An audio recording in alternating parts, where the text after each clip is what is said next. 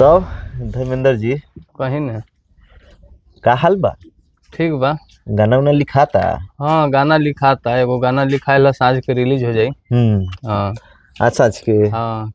का भल बा, ठंडा उंडा लाग गल बा का? अरे जानते बारा मुखिया में का बा। हाँ। अब जेने तेने नेवता पेहानी पंचायत पंचायत करे चलो वही में देखम का दशा हो गल बा। हाँ। मुखे झुका पड़ो तनी सरकारी पैसा खा खा के प्राइसिंग मार देबे का। बस साला सारा पोल ही जन खोल देबे तू। भाग यहाँ से भाग। लाला मुखिया बनल चल आज आज ओकरा के आज बता दे ओकरा के आज मन के मोरल बाठी चल मुखिया के फिर पंचायत हो जा। तो चल ना मुखिया जी के लगे बाल्टू के दादी माई के काल्टू से कबार के छोड़ो मत। चल चल आज ओकरा के बताएं बात। पता नहीं आजकल के नौकर सबके। प्रणाम मुखिया जी। प्रणाम प्रणाम। का हाल बाजी? हाल चाल अब मत पूछिए अब बताई पहले हमरा लालवा के मार के लाल फेंकवा देले। साला ई कौन डिजाइन के मोरले बहो? बताएं ऐसे लड़के के गार फाड़ल जले। बताई साला बड़ा बेदर्दी की नियर फरले बाजी। ऐसा त फाटल गाय हम आज तक नहीं देखले रहनी हां। अब फैसला हम करम। अब रउए बताई कि एकर का सजा चाही थी। साजा नहीं कुछ आती रेकर इंसाफ हमरा चाहिए तो चाहिए बोलाई भोल्टुआ के अरे तो हमहू गार फटला के बदला में गार फाड़म को दी जाके ओकरा से हमरा आज के आज पंचायत चाहिए। देखी अब एगो गार फाट गल अब दूसरका हम गार नहीं फाटे दे। ए चलबा मुखिया जी बुला भोल्टुआ के।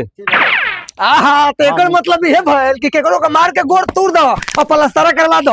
ओकर हम पंचायत करम न ओकरा सजा एहू से बढ़ियार मिली। तुम बताई हुए डॉक्टर गईनी तो डॉक्टर कहल कि कुपोषण के शिकार बा। अब बताई कितने बेर हमनी से मरले बा कि लड़का के पैखाना करे वाला जगह पर 3-3 गो टाका पड़ल बा।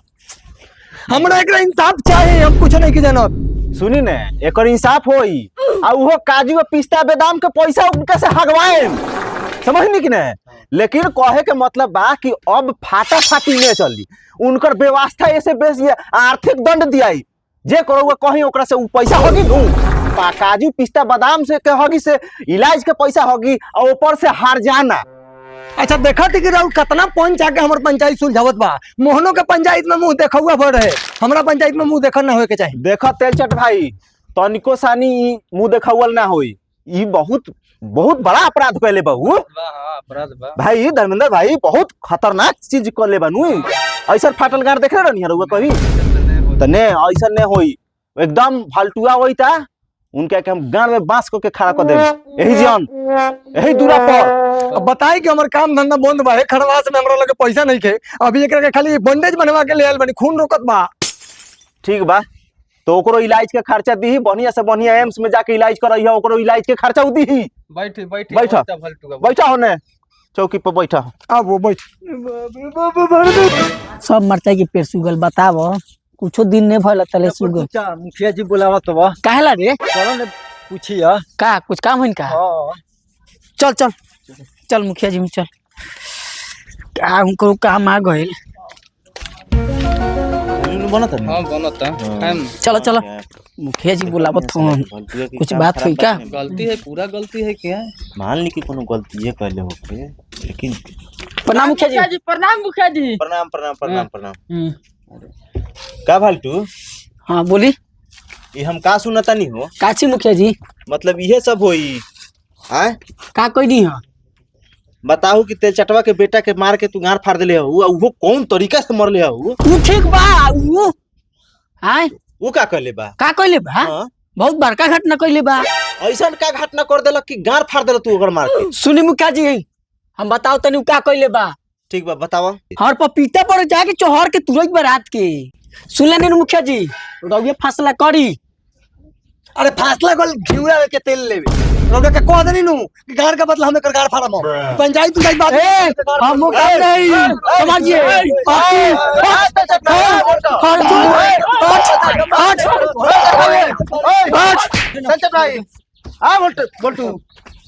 सब कोई है ना वो अच्छा है ना ओकरा के पहले समझा ले आपकी ऐसा ना समझ ले बारो बात के दलाल समझ ले बारो ये सब अपने उसे परिया ले बा ये खड़े रह तो हम काला ये उखाड़ ले बानी हैं तो ठीक बा समझाई बताओ ओकरे के हम हम पहले सालन का हां है बटुआ है भाई चुपचाप खड़ा रह। जब पंचायत होइते बा, जब आयल बड़ा मुखिया जी भी, तो तोरा मुखिया के बात माने के नु चाही। लड़ाई काहे करे तेरा?